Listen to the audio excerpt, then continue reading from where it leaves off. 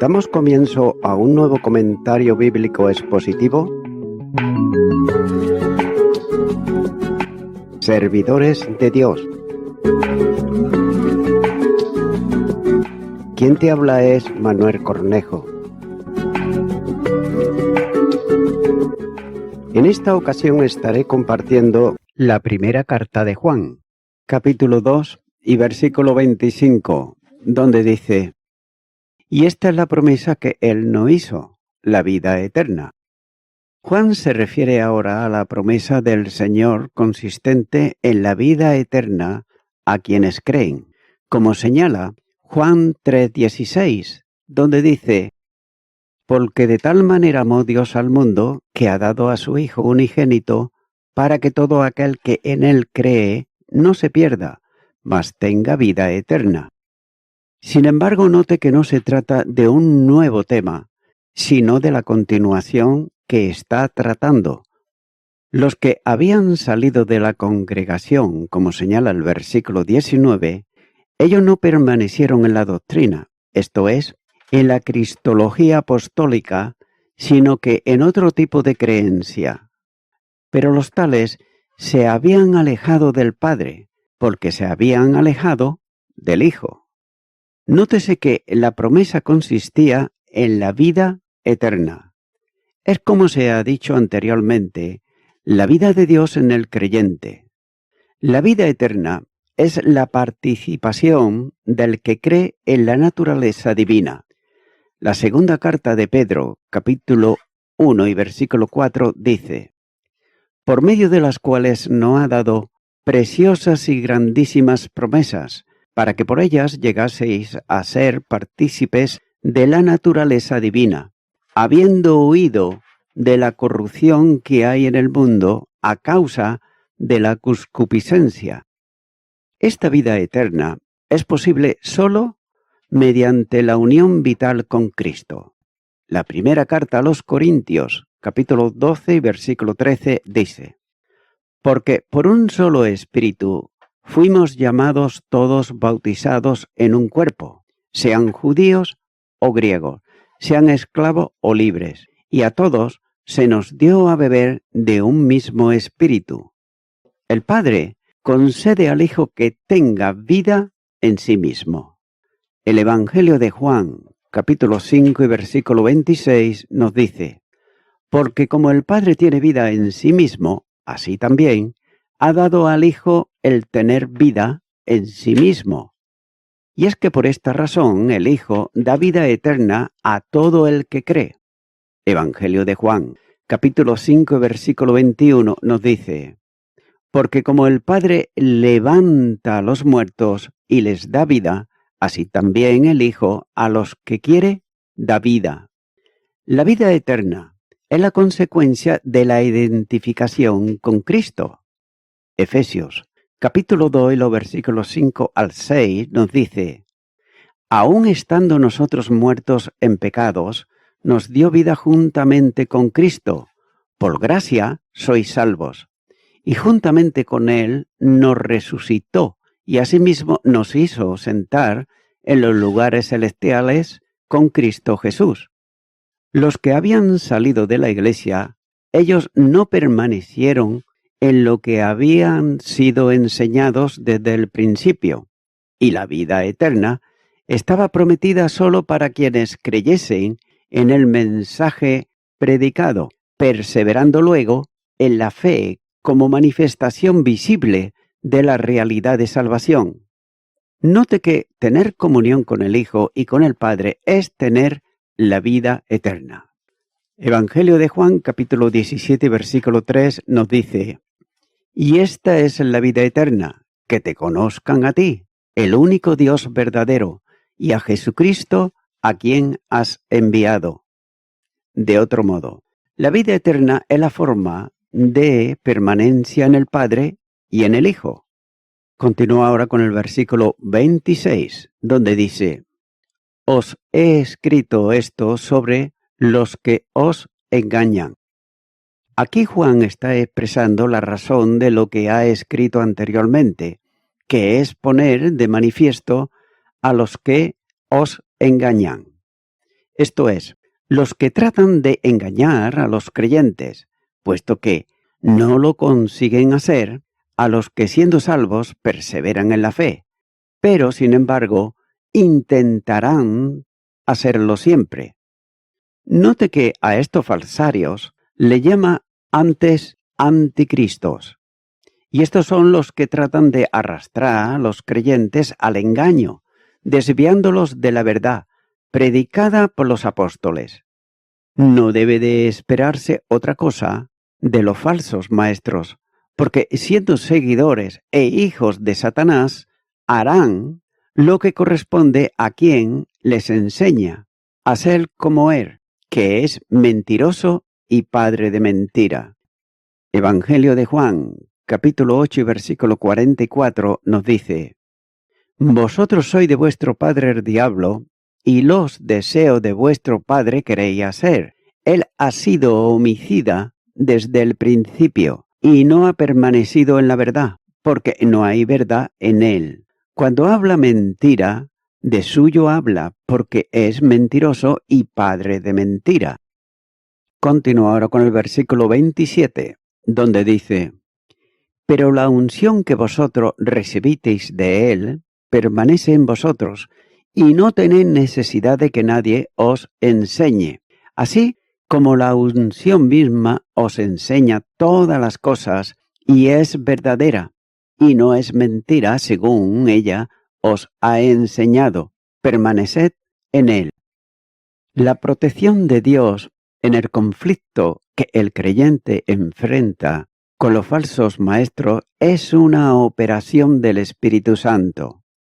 La conjunción aquí es adversativa, equivalente a lo que establece otro nuevo contraste, de modo que los que os engañan no tienen lo que los creyentes tienen, es decir, la presencia del Espíritu en ellos, ya que esa presencia continua en cada cristiano es garantía de protección. Note lo que dice la primera carta a los Corintios, capítulo 6 y versículo 19. ¿O ignoráis que vuestro cuerpo es templo del Espíritu Santo, el cual está en vosotros, el cual tenéis de Dios, y que no sois vuestros? Y Efesios capítulo 2 y versículo 22 nos dice: En quien vosotros también sois juntamente edificados para morada de Dios en el Espíritu. El Señor prometió esta presencia permanente del Espíritu en el creyente, cuando dijo: Y yo rogaré al Padre y os dará otro Consolador, para que esté con vosotros para siempre. Evangelio de Juan, capítulo 14, versículo 16. Se ha considerado anteriormente que es la unción como presencia del Espíritu en el que cree.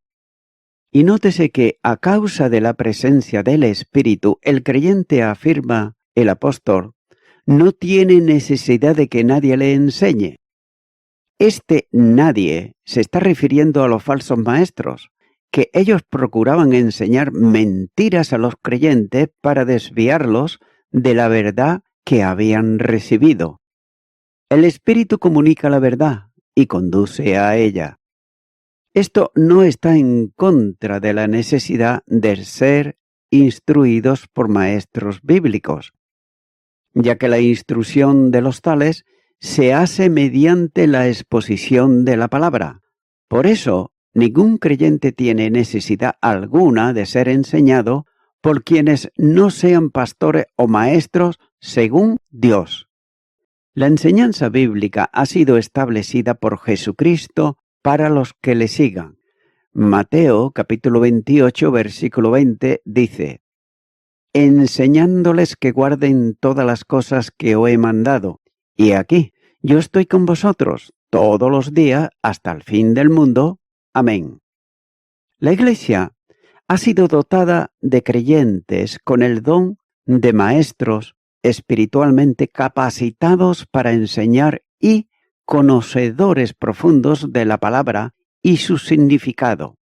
Efesios capítulo 4 versículos 11 y 12 dice: y él mismo constituyó a unos apóstoles, a otros profetas, a otros evangelistas, a otros pastores y maestros, a fin de perfeccionar a los santos para la obra del ministerio, para la edificación del cuerpo de Cristo.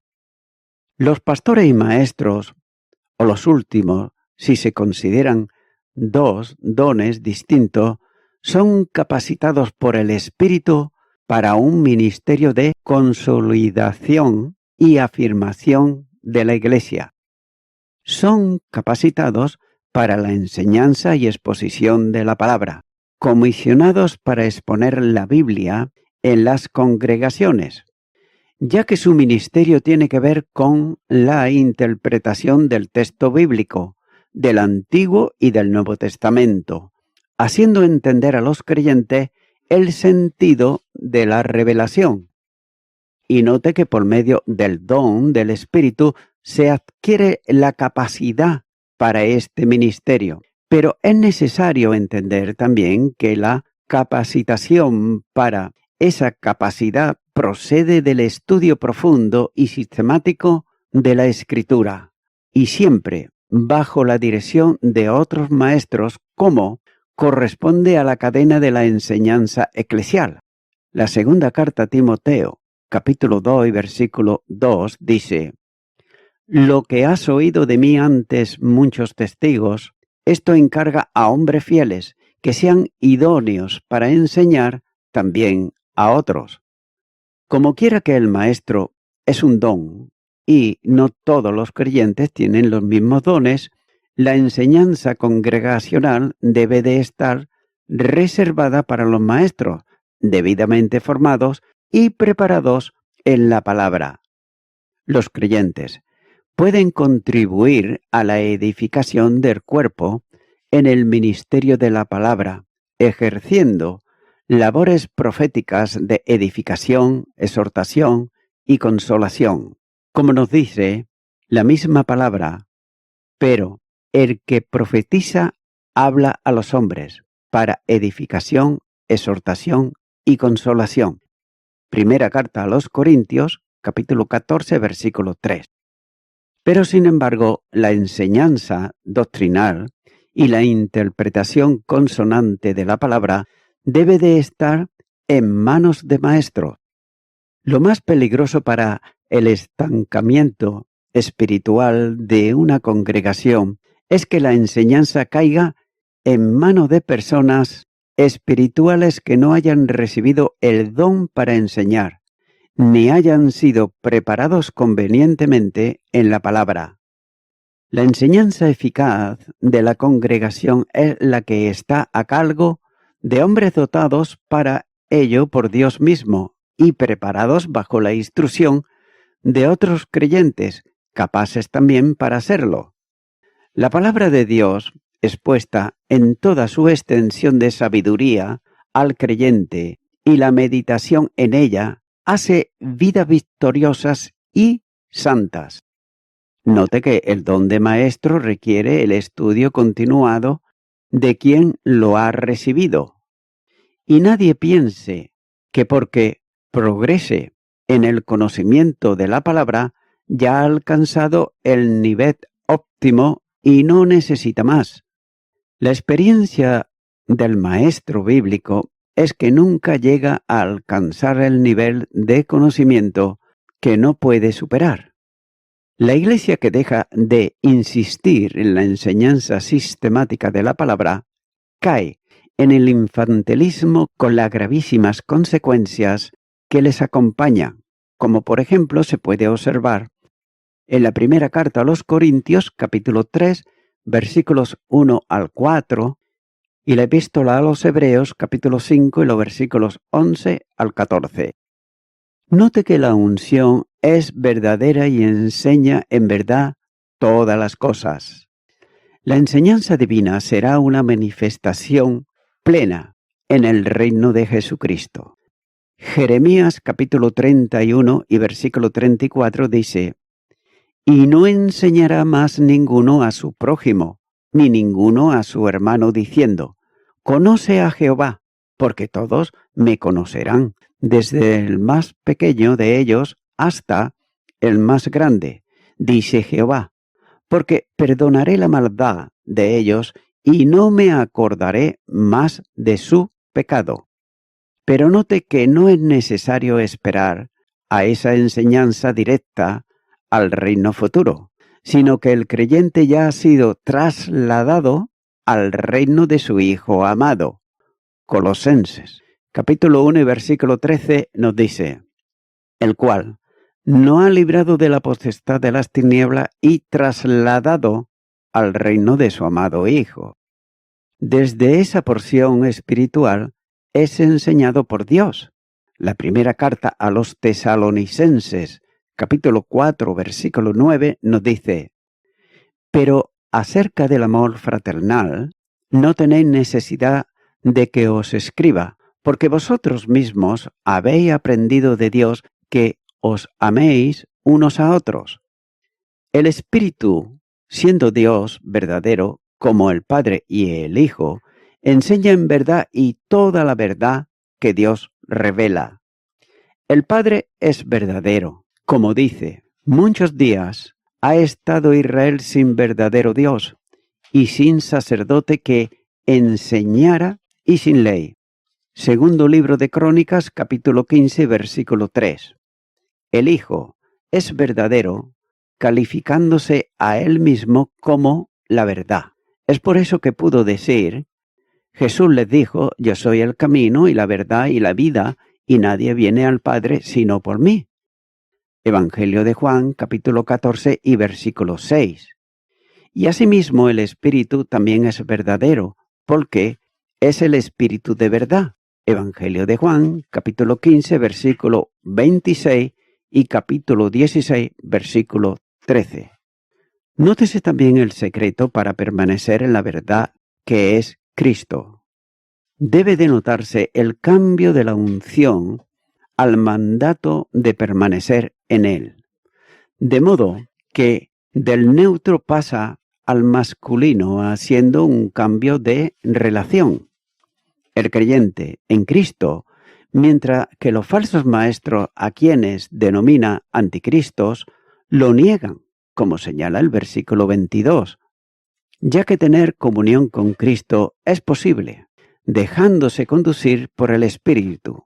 Gálatas, capítulo 5, versículo 25 dice, si vivimos por el Espíritu, andemos también por el Espíritu. Ese es el cumplimiento del mandamiento de Cristo, cuando dijo, permaneced en mí y yo en vosotros, como el pámpano no puede llevar fruto por sí mismo si no permanece en la vid, así tampoco vosotros, si no permanecéis en mí, yo soy la vid, vosotros los pámpanos. El que permanece en mí y yo en él, ese lleva mucho fruto, porque separados de mí, nada podéis hacer.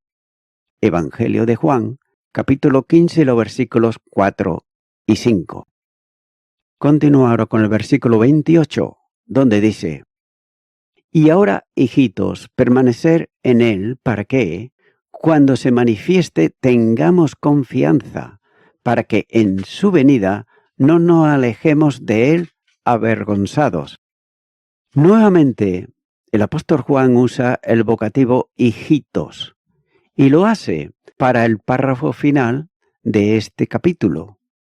El corazón pastoral del apóstol se demuestra una vez más, ya que la edad avanzada de él conduce a expresiones como estas propias de un anciano que habla con personas muy queridas para él, como si fuesen hijos naturales suyos.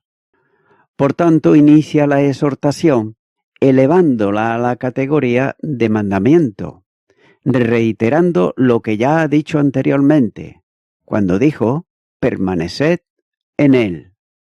Note que es la instrucción para que los lectores de la epístola se mantengan en la comunión con Cristo, sin obstáculo que lo impidan. Y nótese que en este caso, aunque no ha dejado de pensar y referirse a los falsos maestros, formula también la demanda en vista a la venida del Señor, ya que su promesa de regresar a buscar a los suyos hace necesario enfrentarla como inminente. De otro modo, puede producirse en cualquier momento, por lo que el cristiano debe de estar preparado para ese encuentro, como señala Colosenses capítulo 3 y versículo 4.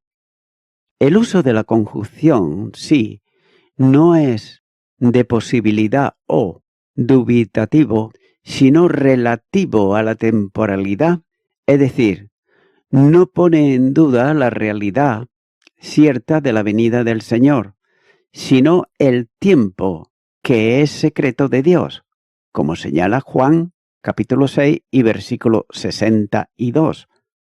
La manifestación de Cristo en su venida traerá como consecuencia la manifestación de los que están unidos a Él.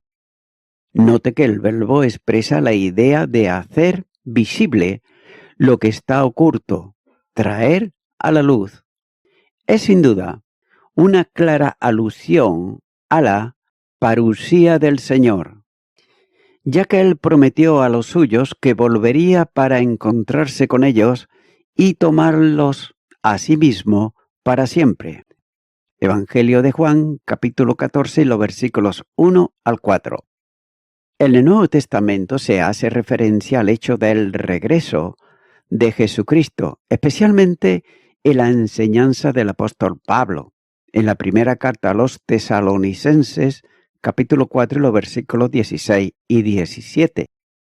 Con toda la gloria que tiene como revestido de gloria e inmortalidad, descenderá del cielo, donde está ahora sentado a la diestra de Dios, con voz de mando, con voz de arcángel y trompeta de Dios, para encontrarse en el aire con la Iglesia, cuyos miembros serán resucitados y transformados, tanto los que resuciten como los que están vivos en ese momento para estar siempre con Él.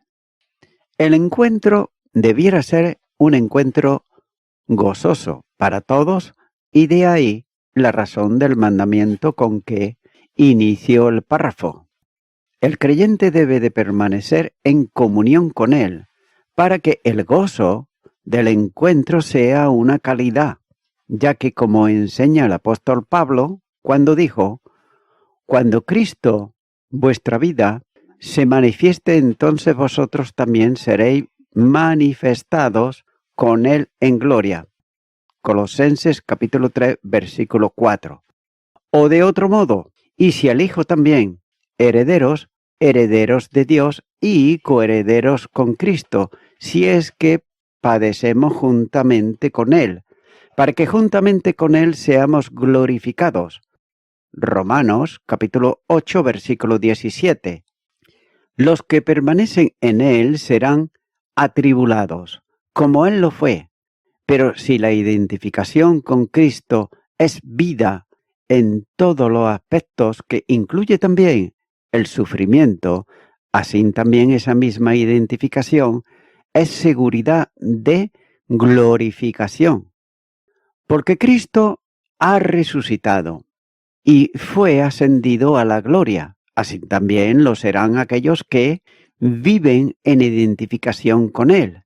De ahí la exhortación cuando dice, permaneced en Él. Los creyentes no solo disfrutarán de la gloria, sino que participarán en ella. Ellos mismos serán glorificados con Cristo, conformados a su imagen.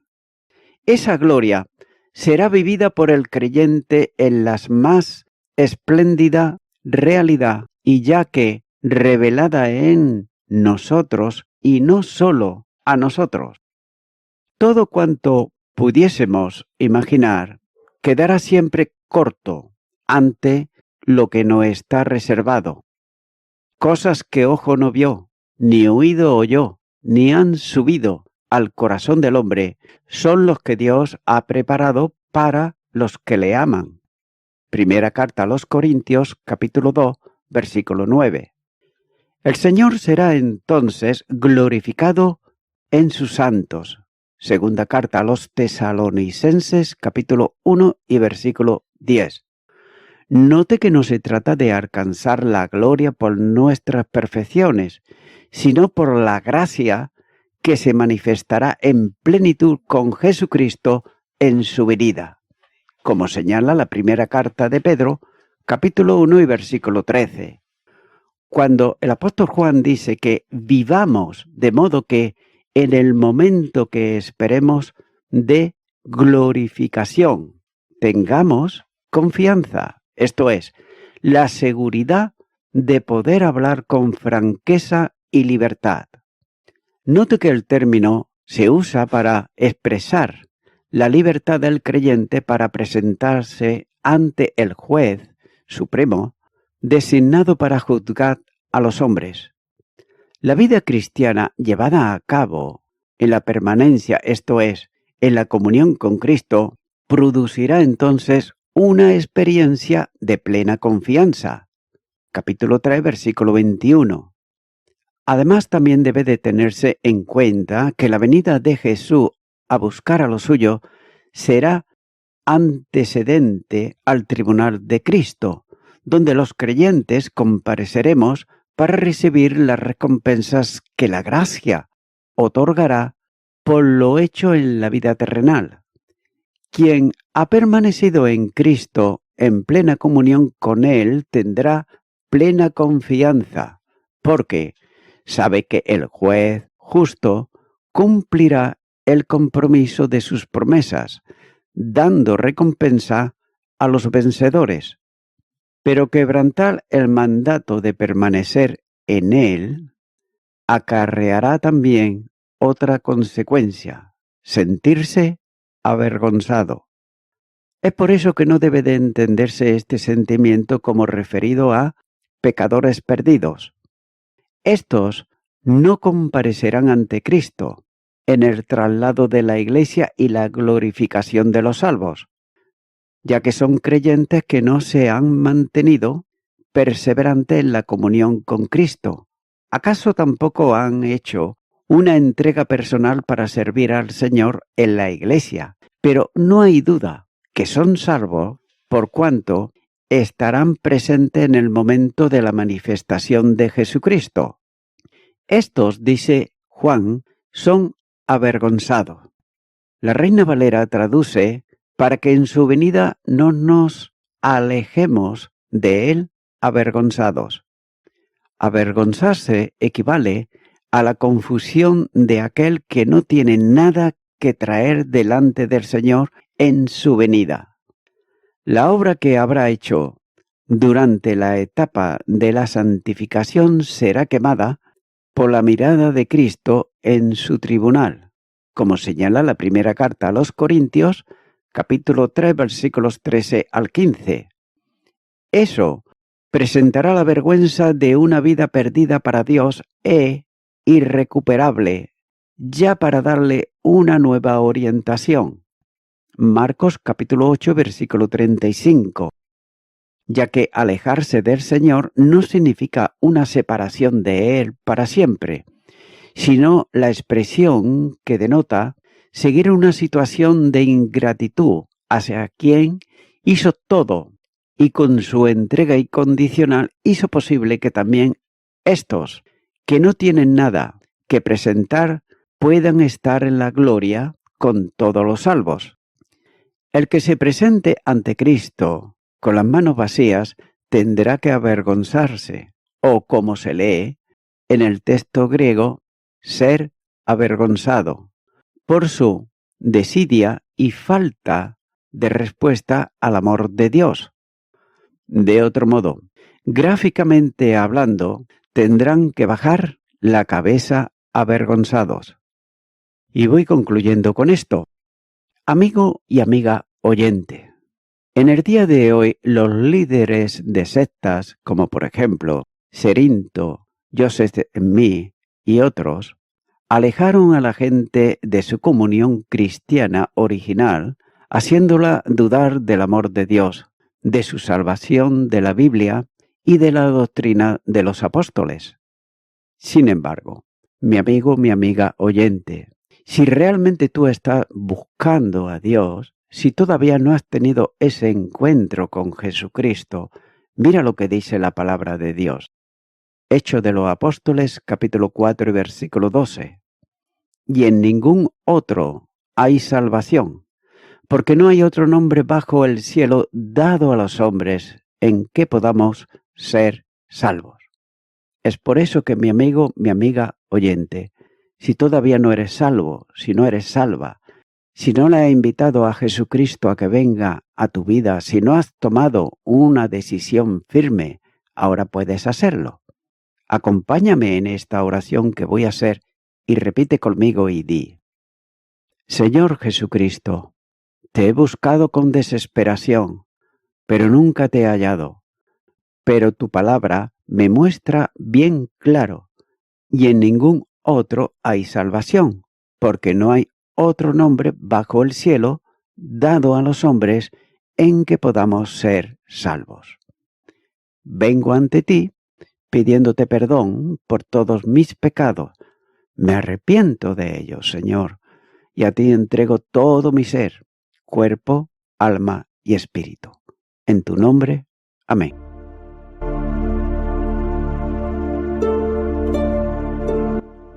Amigo y amiga oyente, si tú has hecho esta oración de corazón, te recomiendo que comiences a orar a Dios, en primer lugar, en el nombre del Señor Jesucristo. Orar a Dios no es rezar, sino que es hablar con una persona. También te recomiendo que leas la palabra de Dios y lo hagas a diario. Comienza, por ejemplo, con el Nuevo Testamento.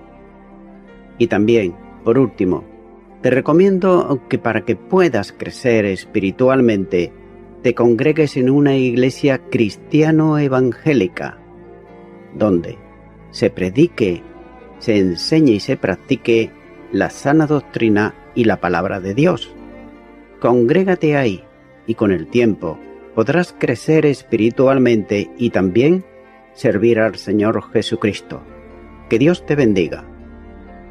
Y a toda la audiencia, nuevamente ya me estoy despidiendo de todos ustedes y será hasta el próximo programa. Que Dios os bendiga a todos.